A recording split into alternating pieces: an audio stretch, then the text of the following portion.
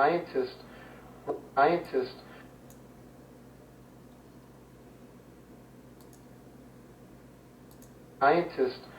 Ron Stewart.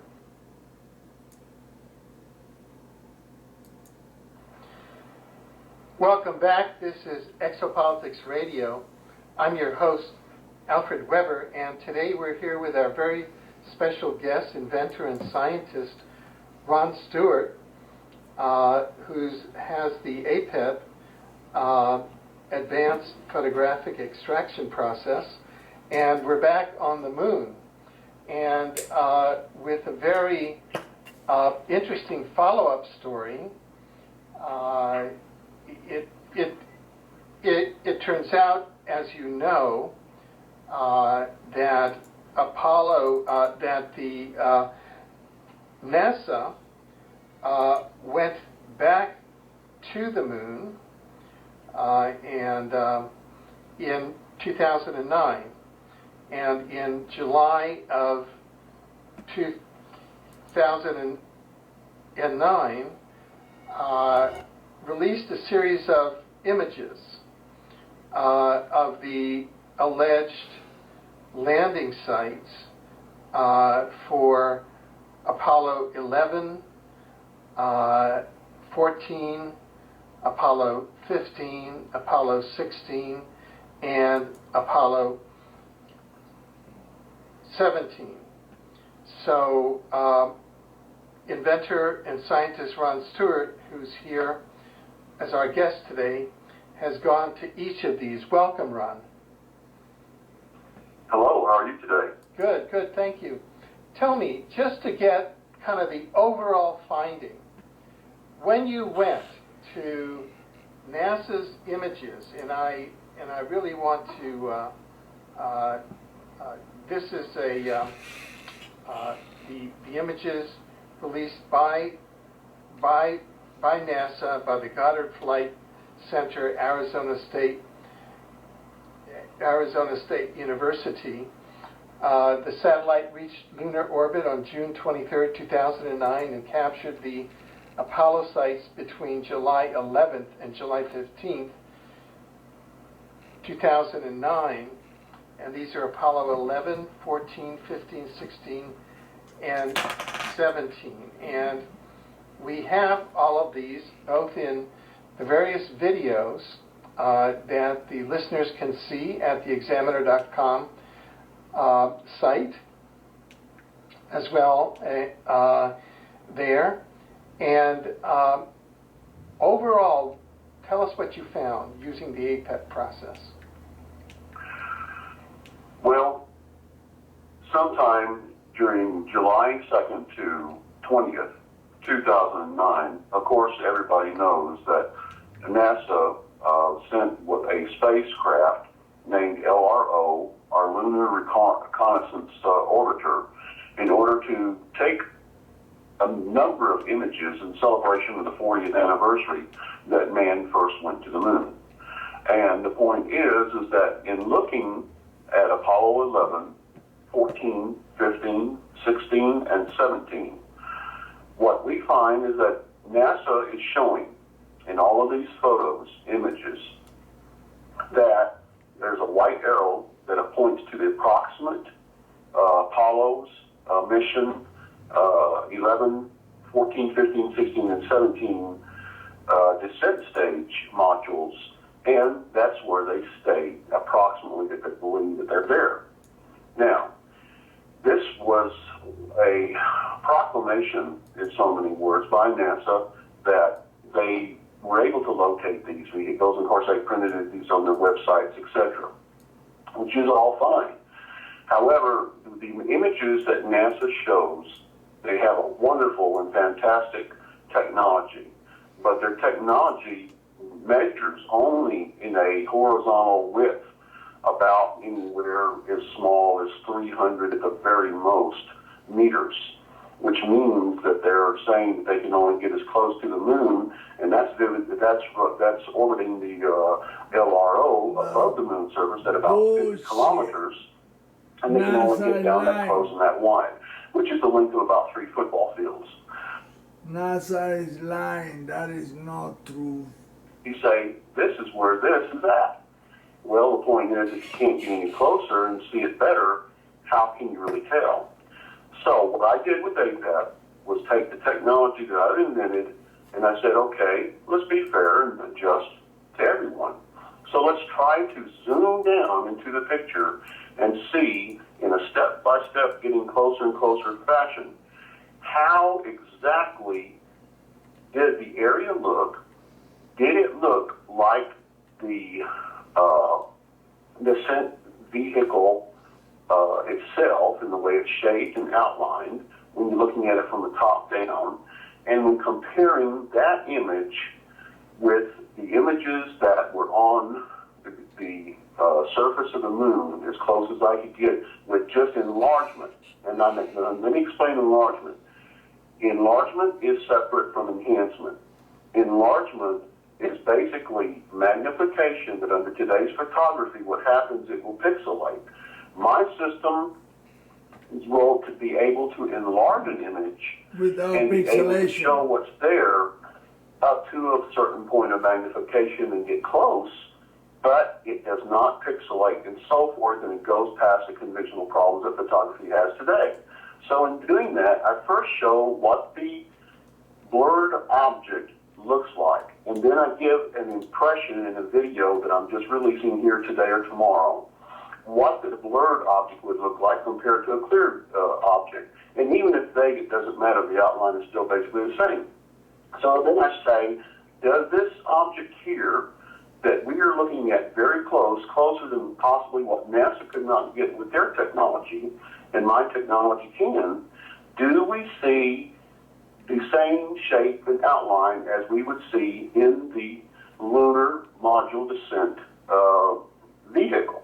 And the point is, on Apollo 11, 14, 15, 16, and 17, number one, we do not see that shape. Number two, when using the enhancement method and taking it step by step and showing what is there, we also, a second time, show that the same shape is not there. Matter of fact, it is something quite shocking and different.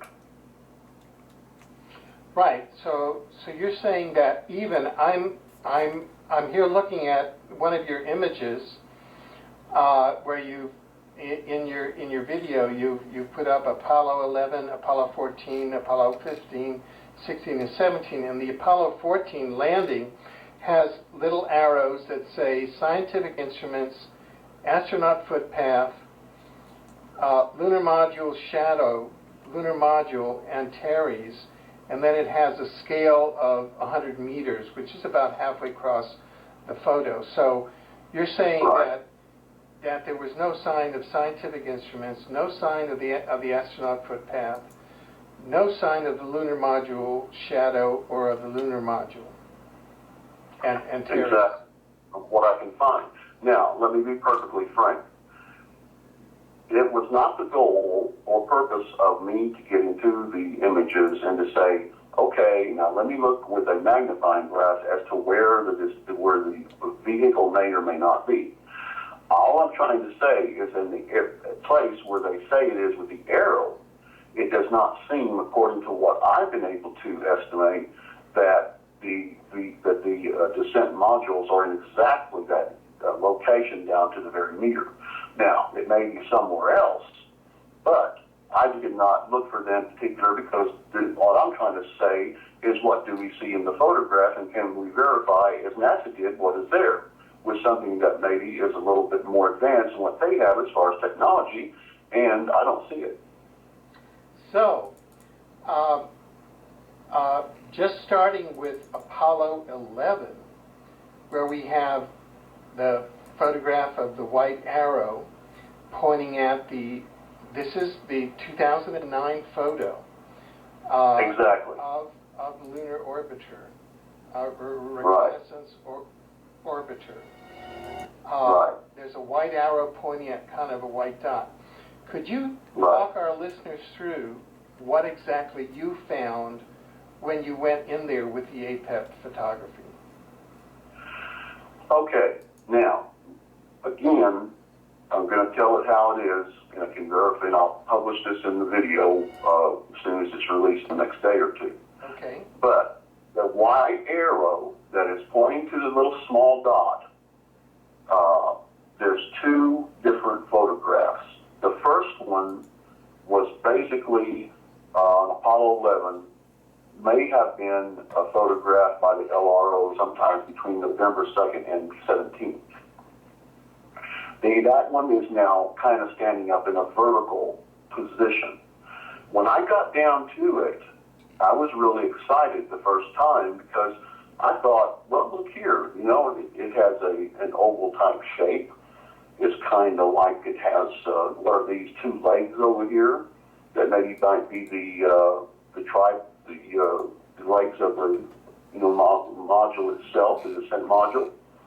And of course, when I continued to look at it and enhance it, it may have had a couple of similarities to what it may or may have not looked like. But here's my point. This is not saying, and I repeat, and let me reiterate a third time, this is not saying that NASA is not telling the truth about this. What I'm saying is, because they cannot get closer than what they can with what they have right now as far as their technology is concerned, I mean, put yourself in their situation looking at the same technology and the same ability. They can only ascertain and derive information and assimilate it according to how far the design capacity of that equipment is going to take them. So in other words, if they can only get to an area 900 yards by 900 yards, and they look at a little bitty dot that seems in there, and they put it under magnification, and they say, well, you know, that kind of looks like the lander, and we know that we are here somewhere in this area, but let's go ahead, that could possibly be it. It couldn't be nothing else. So therefore, based on the fact because they couldn't see more because they didn't have the technology to get closer, of course, it would be easy for them to say, this is the unit. And the same thing would not only be true in Apollo 11, but it could be true in Apollo 14, 15, 16, and 17 by trying to find the same shape and design that they know the lunar module was. So when I got down to it, though, not only did I magnify and see that on both the Apollo 11 and Apollo 14, which gave a little bit of promise to just for the first time I looked at it, but however, then when trying to enhance it in a series of steps, applying my further use of my technology, then I got to see that it became less and less looking like the way the top of the module would look and became more and more foreign in nature. Right, and so that's what you're saying is that what you found at the actual landing site that NASA says was the Apollo 11 landing site is in fact looks like more like an alien artifact. Let me explain it this way. Yeah. Now, we all know what it's like to ride in a jetliner. Yeah. And now, suppose you're looking out your window and the jetliner is coming, you're flying a few hundred feet now above the ground, and you're flying toward a building. We know what a 10-story building would look like. So in the first image, what we find is that if you were in the same like manner, flying a few hundred feet above the moon or less, and then you are flying toward this object, it is standing vertical, then that's what you would see. The alien object looks very much like an alien large, tall structure. However, the second image that was taken beyond, or about between 11, 17, and 20, 2009 by the LRO, then as you would be in that airplane and fly over the top of that move, that image reveals what the top of that possible alien structure looks like. And my point is, in all the other structures, though, what the position of the LRO was at the time it took the picture shows basically just what the top of the supposed Apollo 11, 14, 15, 16, or 17 descent module would look like. And in those also, all I found was what I had also found in Apollo 11. The fact is that they are all similar or had similarities, but they all appear to be alien structures. Matter of fact, some of them seem to display some attributes that really probably no one can explain. And you just have to see the video in order to understand and explain it. Right. Now, let's start to go through some of those attributes just verbally. What kind of attributes did you find? What seems to be, looking at these structures, is that they are highly, highly, highly organized in structure. They seem to have the technology where one system is dependent on another. I get the impression theoretically that it takes an overall combination of a massive amount of energy to supply these structures. On that, all of these structures, we have no idea what they're for. But let's extrapolate a little bit. Okay, we know that there is no upside down or right side up in outer space. So the surface of the moon since it does not have an atmosphere, if you were to have an alien spaceship and be able to fly, you could fly basically right down the mouth of one of these structures if it had an opening. And of course, you wouldn't be pulled down to the ground because of gravity, because of their technology is so much further advanced than ours. Then you could be able to plus you would just probably have less gravity on the moon, so you can go into these structures and go to wherever these aliens go to. I guess go to their fortitude, or they may go to their area in which the particular form of life stays, or they have habitat, or the ability to sustain their life, no matter what. There is a tremendous amount of what it appears to be made possible automation, to where maybe these units or these structures are running and they're maybe dependent on the energy that is sufficient on the moon. Now, many people know that helium-3 may be a sufficient source of energy on the moon, and really it's just almost non-existent on Earth. But on the moon, there seems to be, the whole moon is almost made of it. There are organizations that wish that someday man could make further flights to the moon and mine the moon for its, properties. If these aliens are using this, I can't say. I don't know. All I know is that these structures are very, very complicated. However, what is uniform and what I see in all of the structures is that they all just seem to have a representation of different kind of aliens. Correct. Therefore, here's my point.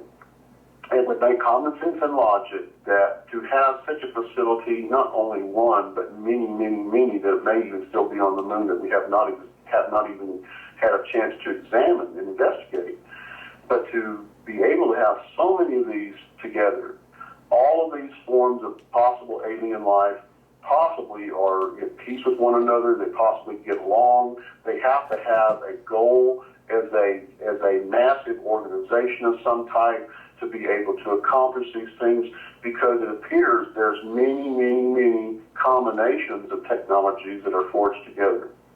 Now, just to ask you a few questions. These structures and technologies that you found at the Apollo 11, 14, 15, 16, and 17 landing sites, as shown by the Lunar Reconnaissance Orbiter spacecraft in November 2009, are these ancient artifacts or contemporary artifacts? Really, to say anything more than what I'm saying now is really just guesswork. All you can do is try to put all this into human terms and identify what we know and try to connect it to what is not known. What we're possibly are doing right now, and I'm hoping this technology I have will unveil the ability, is to be able to explore space on a very, very extremely economical basis. I mean, I can do this from my prototype that I have, that this invention works from, and I do it in the place where I live. So if I can do that here and it can be instrumented in software later, hopefully 10 years down the road, you're going to have an average home user could explore space. Now, wouldn't that be exciting? Go anywhere, do anything you want to do with this technology? And at this point, I'm hoping maybe in the future to develop it to that point. But for right now, these technologies that I see on the moon, for example, there was one image that showed a combination of what seems to be different levels of energy emanating from one of these top of these structures. And as you look at it, it looks bigger on top, and then it gets a little smaller and a little smaller and a little smaller all the way down. And it actually looks like you're going through some kind of a spiral, some kind of, like a wormhole or something. I have no idea if this is true, if this is what really is, but I cannot connect it with anything else. And, maybe this is a portal for them to go into the moon. Maybe there have further structures down in the moon. A couple of videos I show that I went into one of the craters, for example, the double crater in Apollo 11, and I went probably, fairly deep at different levels. And there seems to be indications of alien structures even there. So we have to understand, we don't know how deep some craters could either be going down into the moon or not. And we don't know if the aliens have possibly mined or created tunnels down They're into the not core mining center of the moon, anything. Come on, in man. which maybe they have even more things of great wonder. So, it's all open for the future to be looked at. And that's the important thing. God But for right doesn't know now, shit. we have to try to get a handle on trying to understand what we're looking at. And this is what I'm hoping to do. Right. Now, some observers and some researchers say that it's not aliens on the moon, but it may be a combination of what they call black budget craft from the secret space program that are on the moon, mining the moon for corporate interests. And, There is nothing to that it's a mine. combination of humans and aliens, or The moon is that built are from up there. end to end. Look at this do you have any shit. comment on that?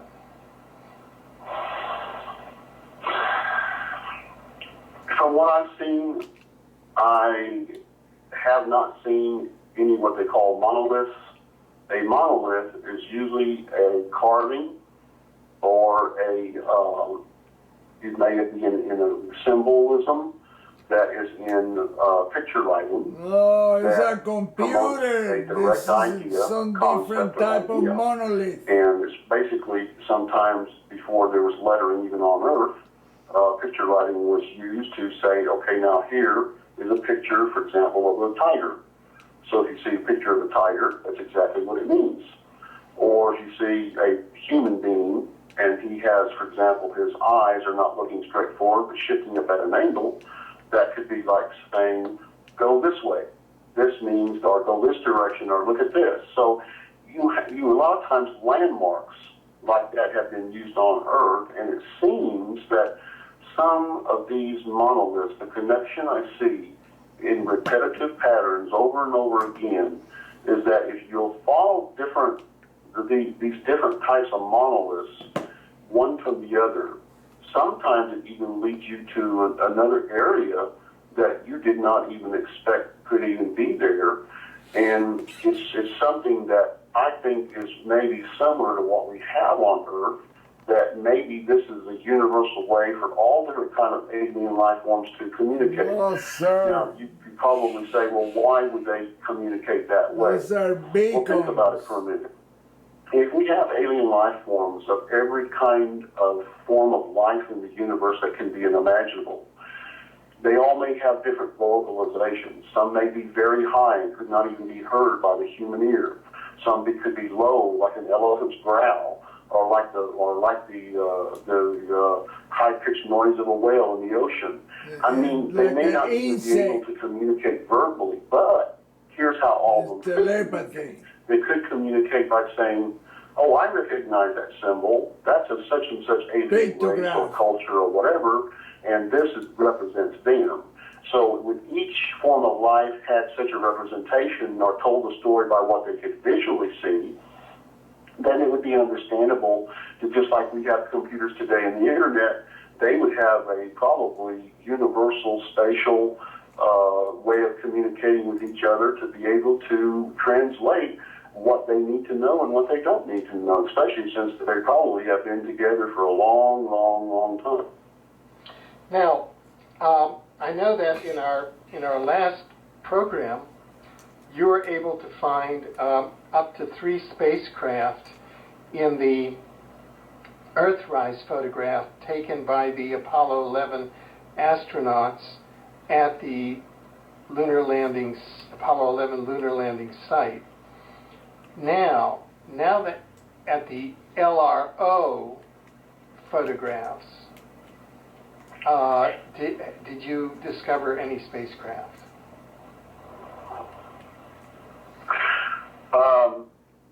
Yes, I think possibly 2. One is in a very detailed video, which is now available on YouTube, and it's under Ron Stewart, and it's under YouTube, and it is basically called Apollo 11, what was discovered, and it's part 2-A, and also 2-B is on there. Now, in the first video, Apollo 11, what was discovered part 1, all these videos show some areas of these craft. Now, one particular area in the LRO photograph that's in 2-A, it gets very, very close to this alien structure and then goes down into it. It appears to be like in a very small canyon area, as though like you would look at the Grand Canyon on Earth. It looks very similar to that. However, the structures that are sticking up or protruding out of the base of the possible moon canyon seem to be able to have areas that are dark looking, but when you get close to them, they seem to have structures on the inside. And it was under one of these entrances in one of these structures, it seemed that there was a small alien craft flying over a number of alien structures, whether it be a base or a colony or whatever it may be. And in another situation, in the second one, there was another alien craft that was flying above possibly the top of one of these structures that the LRO had discovered. It was taken by the LRO, but in the Apollo 11 photograph. Okay. Now, so let me ask you this. Once is interesting, twice is a coincidence. 3 times It's the is norm. like a super coincidence. 4 times is beyond coincidence. It's the rule. 5 times is like a certainty. How is it that we have 5 times NASA pointing an arrow in the Lunar Reconnaissance Orbit photograph saying this is where the Apollo modules are, and when you examine it using advanced APEP, what you find is not the lunar module, okay, that's one thing, but you find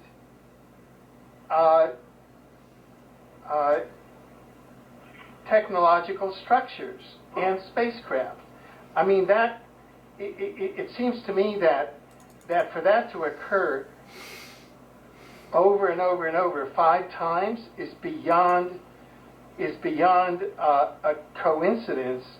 It's almost as though it's on purpose. Right. May I give a May I give a simple illustration? Yeah. And it's something that we all can identify with? Yeah. Okay. first of all sciences, they do what they call an observation. For example, a biochemist or a biologist or a person who is a researcher in the biomedical field may be working in a laboratory. Now, if he's doing an experiment and he records a new kind of medicine that he is working on, and he gets a result once or twice, he could say, well, maybe that's coincidence, just like you said in the other scenario.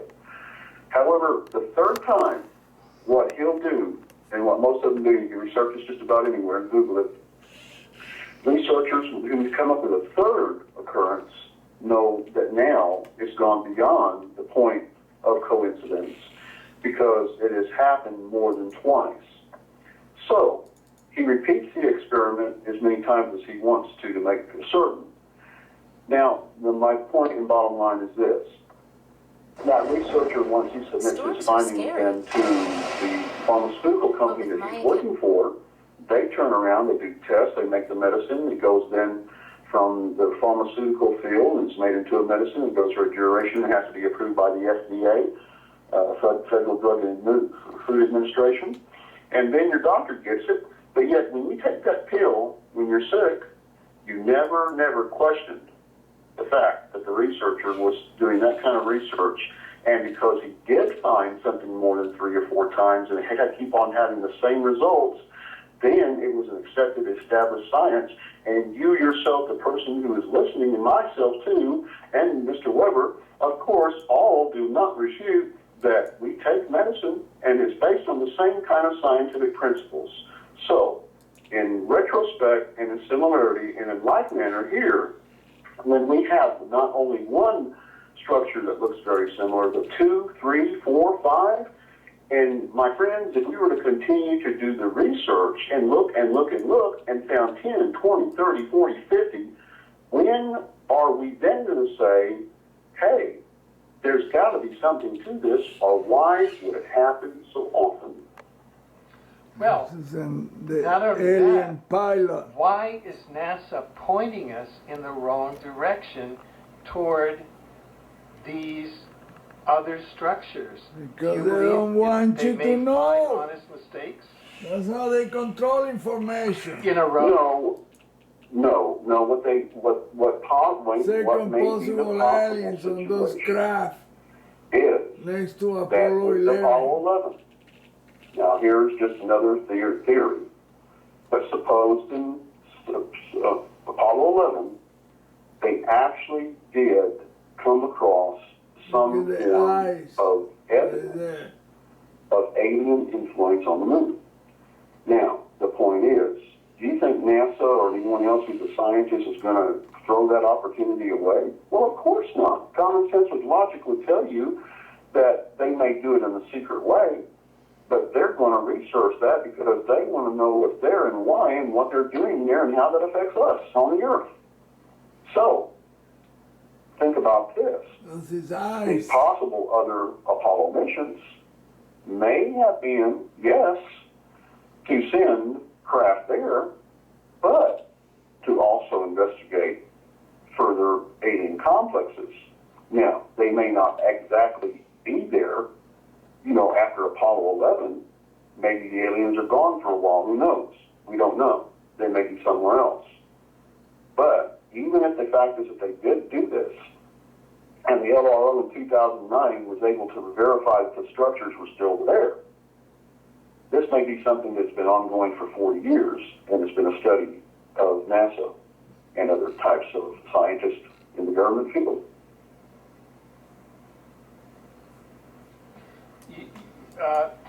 You're saying that NASA has been studying these structures for 40 years.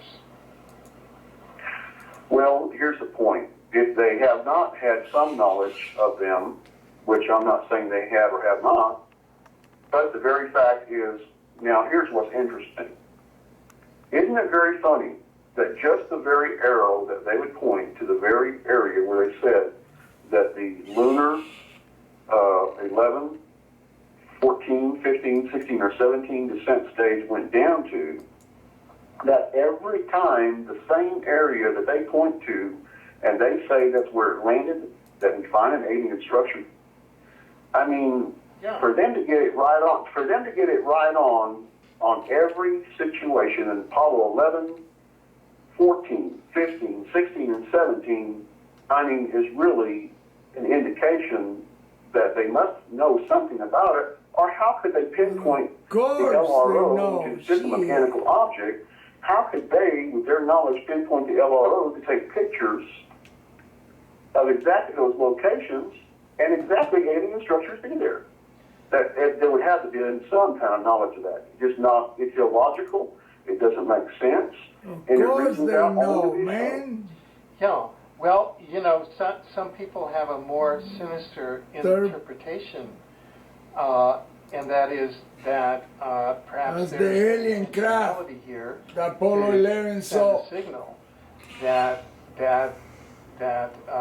you know, that it's a secret space program that in fact occupies the moon.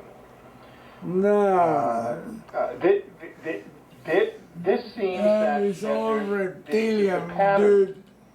is so acute that it seems that there's some sort of meaningful signal or intentional confusion that NASA is attempting to do. You don't get something wrong that precisely 5 times, it seems to me. That's No. control No, and if somebody wants to question disinformation. the technology I use, that's fine. Yeah. Nothing is perfect. Everything, as a matter of fact, all sciences are not absolute. I mean, they're That's what relative. they're talking And about I have right admitted here. openly on both the air and in my videos and elsewhere in articles that, you know, the proficiency of my program, from my experience in dealing with it, you know, it's about 80 to 93% correct most of the time. Now, that's pretty good considering the fact that it's still just a prototype. It's not a finished item yet. But the fact is that I have proven over and over and over again the technology works.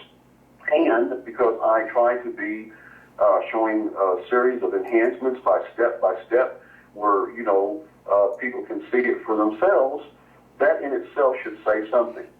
And even if but here's the thing too. Now, on one of the videos, the thing with the end of 2B, we look at the question as far as Apollo 16 is concerned. And there was supposedly an EVA floodlight arm that was thought to have been a possible UFO. Now, NASA, on one of their websites, came out with all kinds of photographs and images to say that, yes, that's what it was. It was not a UFO. It was just what it was. I show a picture in there when I enhanced it because it's very blurry. But when I show it and compare it to another image that NASA shows on their website, it looks strikingly similar to the one they have on their website. So if my technology didn't work, it would not have been able to have almost duplicated what the other EVA floodlight module would have looked like. So my point is that, you know, I'm willing to contend my technology up to anyone else's at any time. I invite anyone, scientists alike, to research with me, and let's research all this together to see what is what. But just to get it straight, for example, those spacecraft that you identified in one of the LRO photos of the landing site. We'd like to believe that Those everyone has a spacecraft could story. be either alien or black budget, correct? Right. The similarity, here's something I did not mention earlier and I forgot to, and I apologize. But the two spacecraft, or possible spacecraft that I discovered in some of the LRO photographs, they were almost identical in the way they looked. And yet they were in 2 different LRO photographs. So here's another 6. So here we go again. 2 spacecraft that look almost identical in 2 separate photos taken on 2 separate dates. That's much more than coincidence also. Yeah. I mean, those could have been black budget spacecraft deployed to that area so that the satellite and the NASA technicians would have a further marker, and I'm just trying to offer hypotheses. And if I understand you correctly, what you're saying is that the structures that are at the sites that the landers are supposed to have been are apparently extraterrestrial because they include pictographs. Is that correct or not? Well, yeah, that's my point. And of course, we have organizations like SETI here on the Earth today that are trying to communicate with alien life in outer space by the use of radio signals. They've been doing that for 50 years. However, what the people need to stop and think about for a minute is suppose they don't communicate that with. I think because we have them and we think this has got to be so and so and so. How can we be so certain that that is the way they communicate? Exactly. I mean, there is no indication, there is no return radio signals back to the Earth from any alien civilization as of yet. That is something we can then trace back and say, look, it happened once, it happened twice, it happened 3 times. But what I'm trying to say is that in all the photos I have ever seen of any UFO or aliens or whatever, I'm saying that not only can you see these possible these monoliths on in what it may look what it may be a simple the particular alien form looks like. There's thousands of them that they all have different and what one itself actually looks like, so that people can identify what alien culture that is. Otherwise, if they didn't know what they look like, how could they do that? Right. So our sound went off just a bit. So what you said is that those pictographs all have different forms of alien life on them, correct? Exactly. And here's my point. Just like we would look at an airplane, and we would see that particular of a jet of a certain airline company, we read the name as so and so. So my point is, would it be any less reasonable to think, based on common sense and logic, that if you have an alien craft, let's say 10 cultures participate in using that craft, if you have 10 alien symbols or pictograms or pictographs or whatever you want to call them, really the more correct name would be monoliths, alien monolith, then if it's a carving of what each alien life form looks like that is using that craft, we can see the distinction there and what we can identify. That's how they identify each other. That also could be reasoned out logically and in theory and hypotheses that they would really do no different than what we do in order to be able to know what alien is what. Now, there is, however, a possibility that these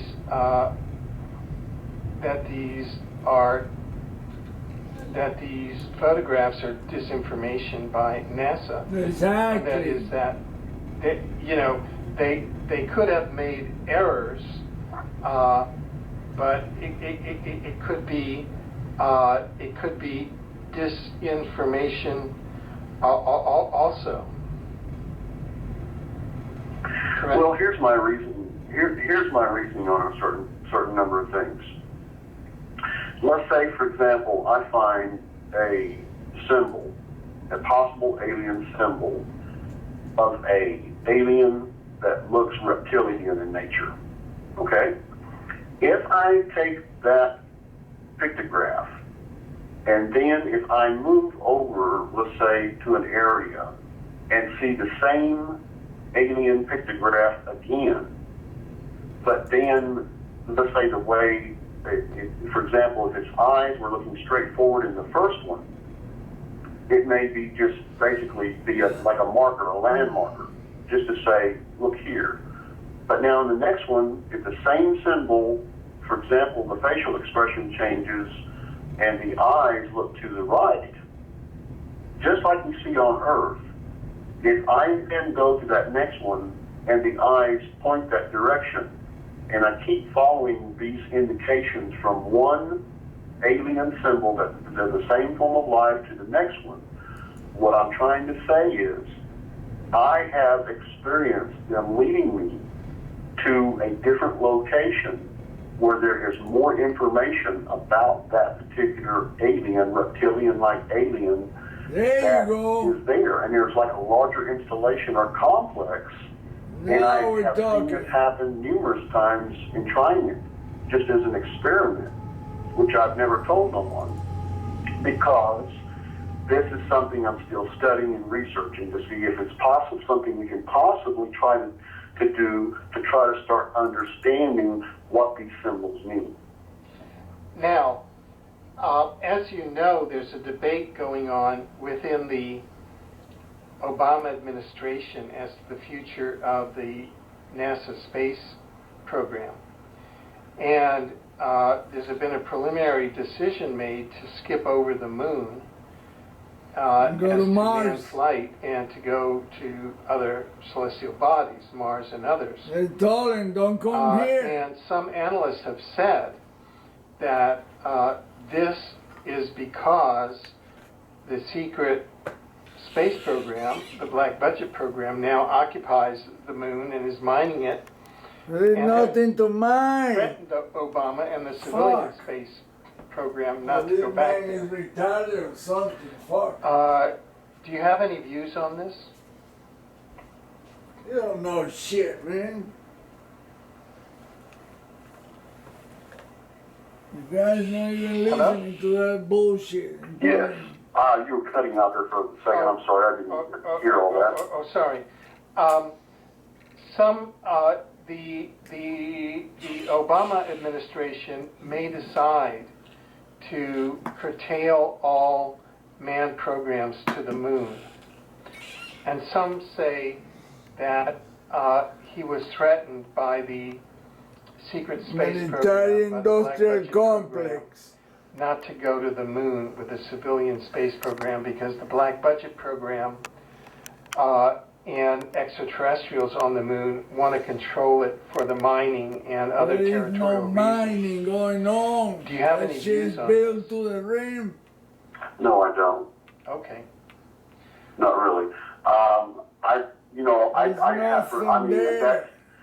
I have nothing to really say too much about that, not to be rude or anything, but Yeah. the point is I just don't have any information that I can say one way or the other. So to be Yeah. fair to everyone concerned, the best thing for me to do would be to be neutral on that item until Okay. I can see some, Right, but this data that you're presenting today is just, I mean, it is way above chance, and it defies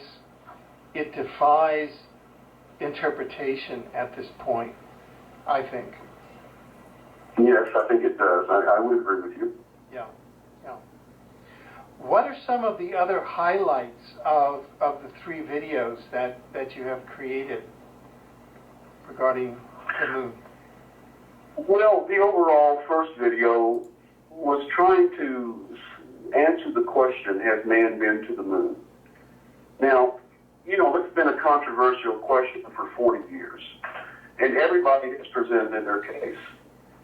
But there has never really been any strong evidence, to say, well, what extra information do we have besides what is already known that can add more credence either one way or the other. And my point is that I could bring anyone with me and perform these results in front of them, and they would not be able to deny that what I have found is the same thing as I'm telling you. And so the overall consensus that I'm trying to get is, first of all, we looked at in the first video in Apollo, what was discovered part 1, basically looking at 2 photographs. Number 1 was the photograph of the Earth rise above the moon's horizon, in which I used APEP to go a distance of about 11 to 12.6 kilometers away from where possibly Neil Armstrong took a picture of that picture, and Buzz Aldrin also took a picture. And what I showed is in the distance, as we, step by step, very intricately get closer and closer to the alien complex, we didn't know what it was going to be. It could have been a group of mountains as far as I know. But as we got closer and closer to it, we showed what it looked like and enhanced it step by step, and that's where we found a possible moon base. There seemed to be structures there on top of the moon, and that's where we found two possible alien ships. And when looking into one of the possible windows of what might be an alien cockpit, we showed there's three possible aliens. Now, you were asking me, and I believe in the last radio program, how did we know that that was a ship? Well, as I may remember in so many words, may have mentioned that the way I extrapolated that is because, for example, when inverting the photo, there was no base underneath this object. As a matter of fact, it appeared as though it may be floating, just right above the moon's surface. So that kind of common sense and logic and extrapolation basically surmised the fact is because we found something that looked like a window or had uniformity like what we would see in a window, and because, again, third, we found three possible aliens in that window, and they did not look anything like any of the other alien monoliths. And let me give an example how you can tell the difference. When we would look into the face and the countenance of the alien, there's one thing I have found that's universal among all aliens, whether they be possible humanoids, reptilian-like, insectoids, or even if they just may be very unique to themselves, is the fact is that any biological carbon-based life form, if you know that on a human being, for example, that our two eyes are in a certain location and our nose is in that location in our mouth, and all of these possible forms of life, anatomically, their eyes are approximately in the same location, the nose and the mouth, no matter how odd they may be or how odd they may even think we look. And the point I'm trying to make is that the eyes on a human being, when you look at them, they have certain characteristics that you can tell they're human. For example, you look at a person's eyes, let's say they water. Well, they're going to glisten. They're going to have depth. They're going to look like they have the ability, you can see the pupil, certain aspects of the glare, things like this. And you can see this in pictures of aliens, too, that are really possible from aliens, just like you can see these characteristics and noticing the facial characteristics of a human being. We can also see the same thing over and over and over again, repetitiously, in what may be aliens. So that's why I'm saying that those were possible aliens in that cockpit. Now, let's move ahead a little bit. We then went in there and then tried to show that there were many possible monoliths or alien carvings on the moon that were in a symmetrical, uniform line that would follow all the way up to this possible aliens area where there were structures. And it showed all different kinds of aliens in that area. And then, secondly, we were able to show the Buzz Aldrin photo where he was stepping back and he was taking a picture of the Eagle descent stage module that we were showed also in there a couple of different aliens too. Now, the purpose of that video was basically to say, here, let's think about it this way. Number one, we're looking at an area 12.5 or 12.8 kilometers away. There are people who would say, okay, it could be hoaxed, it could be staged. You show me anywhere on Earth an area that would be as big as the moon, have the same type of looking terrain, and it would be able to go you could go continuously travel 12 miles, and you would see one after another possible alien model in a rock that was carved into looking like an alien or something like that in a solid surface area.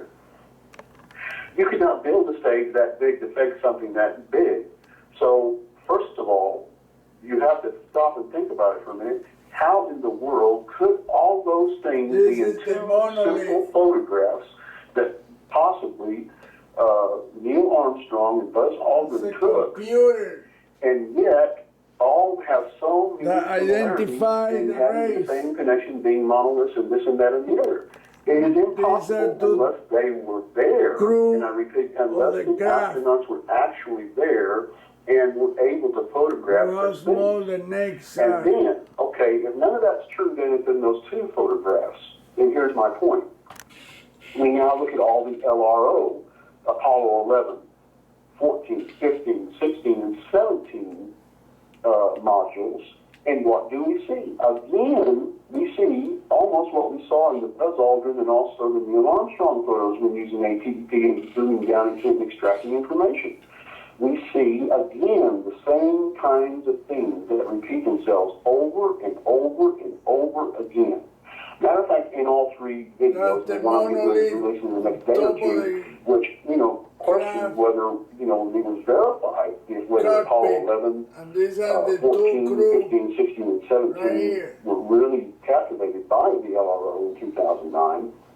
That's from There's the Apollo probably 11. 30, 40, 50 different examples, maybe a little less than that, that show all different kinds of alien-looking monolith structures. And dinosaur-like. So tell me, how could something recur and be repetitive in different patterns, and each time a different pattern, 30, 20, let's say maybe 20, 30, 40, 50 times, and not have something there?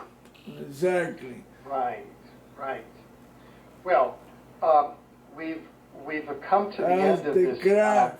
fascinating segment, which is an introduction to 3 videos that you've put together of all of your research, which will be embedded in and part of the Examiner.com article. She was on removed by Apollo them. 11.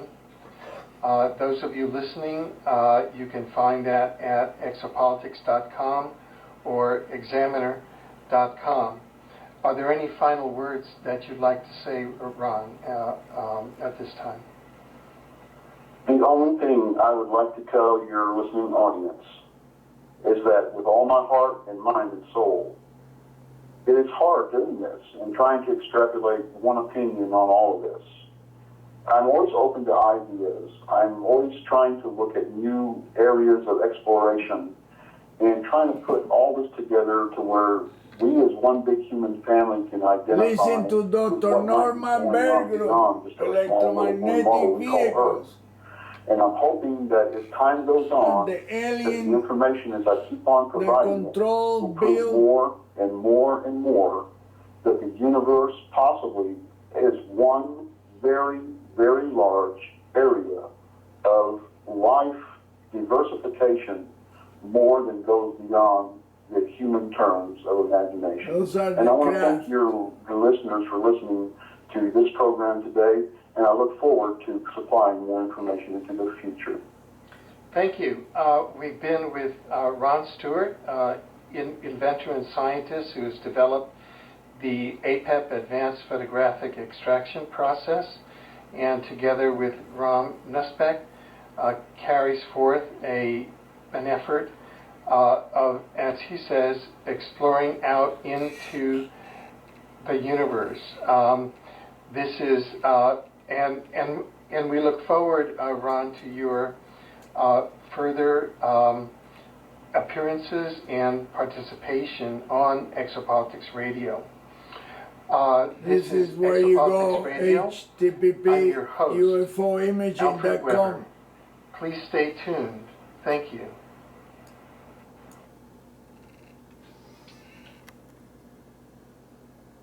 Oh, come on, Alfred, I can't believe that you are that dumb, dude. You don't know shit. All these investigators don't know a damn thing, and this guy barely knows. The only good thing that he was that he knows the reptilians. Those are different reptilian types, but my research goes way beyond what you say, do what you do, what you know. I mean, your stuff is revealing. I don't take that away from you, but shit, man, you guys don't know shit. Well, this is 2009. I tried to find those videos and that shit was removed.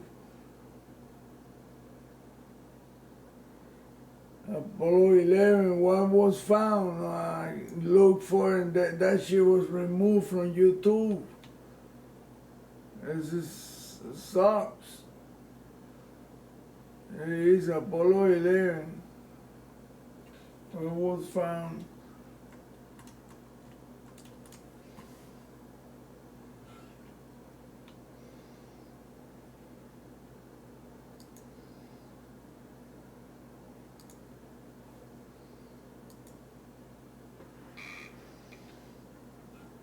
See, this is exopolitics, www.exopolitics.com. But this is old stuff, 2010, but you look for the shit and you don't find it anymore. Pine Gap Base is in Australia.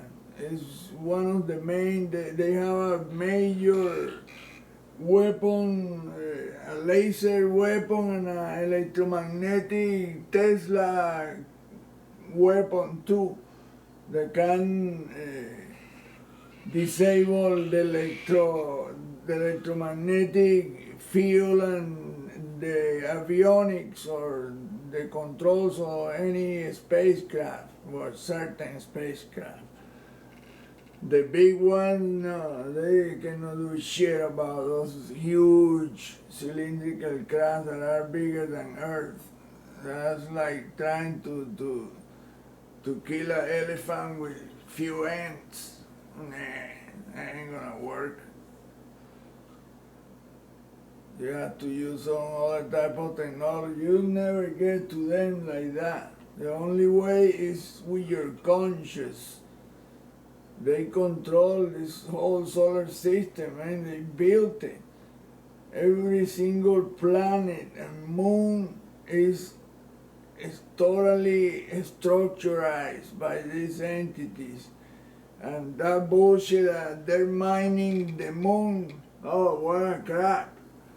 It's only like 2, 3 or 4 or 5 inches of regolith, and the so-called regolith is only the byproduct of the burning of the surface of the moon by those electromagnetic vehicles using high plasma temperature, and that melted and create a powder. That's the byproduct of the burning to create the structures and I mean, this is just shit, man.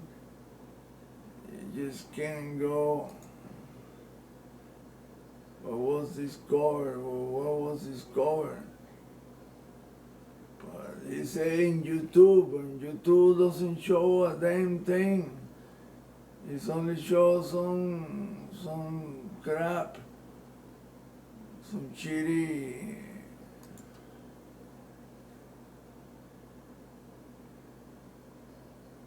I mean, this place has some incredible article, but to me the most comprehensive is bibliotecapleiades.net.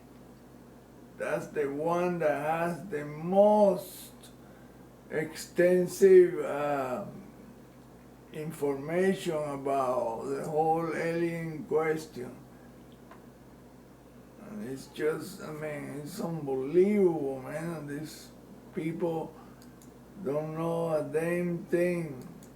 It's just incredible. How can they not know a thing?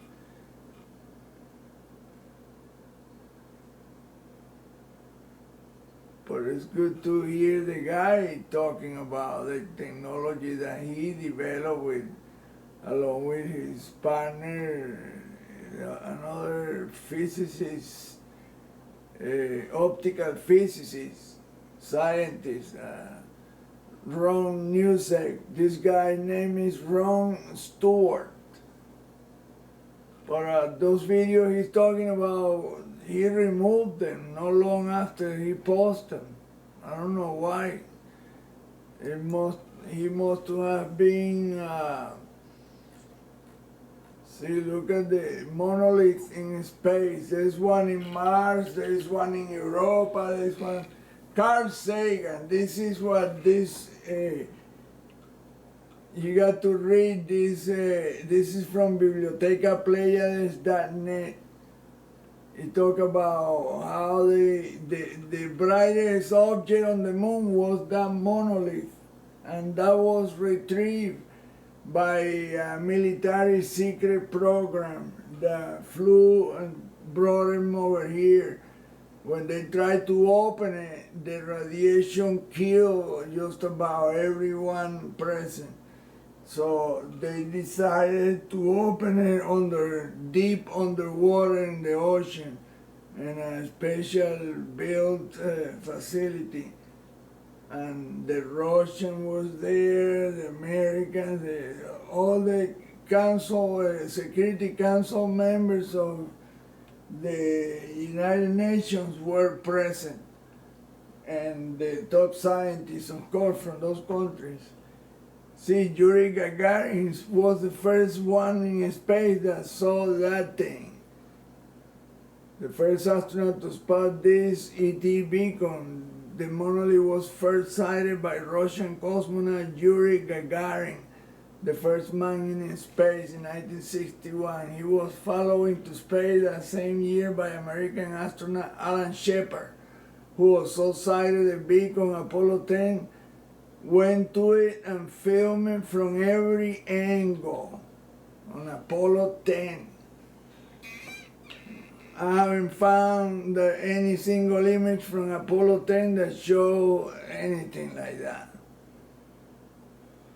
Security Army, then Carl Sagan was called in as a consultant. And the Security Command General William Stubblebine retired. He was calling too, and Michael Wolff, a former division head of CIA. Everyone who had prolonged close physical contact with the monolith got cancer, Jesse says.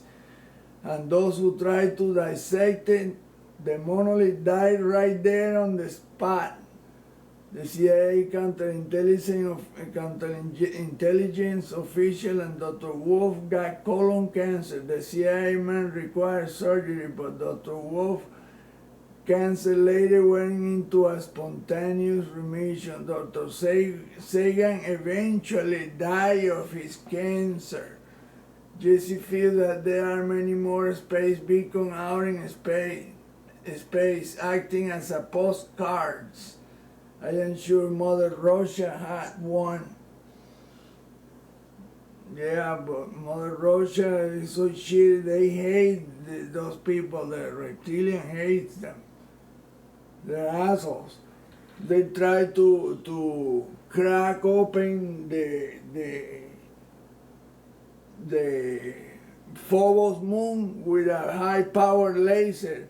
And that's when that 90-mile-long cylindrical EMB, electromagnetic object, ram it and destroy it.